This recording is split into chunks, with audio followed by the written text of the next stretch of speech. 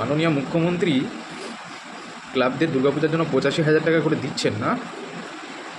আমি বলবো সমস্ত ক্লাবদের সেই টাকা ফেরত দিয়ে দাও। চাই না আমার এরকম, যেখানে মাটির দুর্গাকে পূজা করে কি হবে, যেখানে আসল দুর্গারাই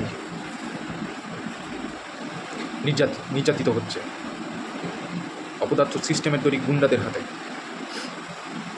যারা মুখ্যমন্ত্রীর কথায় গলা মেলাচ্ছেন কি না, তারা অষ্টমী দুর্গাপূজা, অষ্টমী পূজা হয়, সে পূজায় গিয়ে যে মন্ত্রটা পড়েন, মন্ত্রটার অর্থ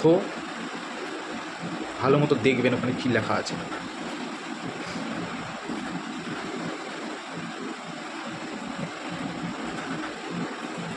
আরে আপনি মুখ্যমন্ত্রী শ্রীমতী মমতা ব্যানার্জি, কন্যাশ্রী লক্ষ্মীশ্রী না দিয়ে বরঞ্চ ওই টাকায় সেই নারীদের সুরক্ষা দিন,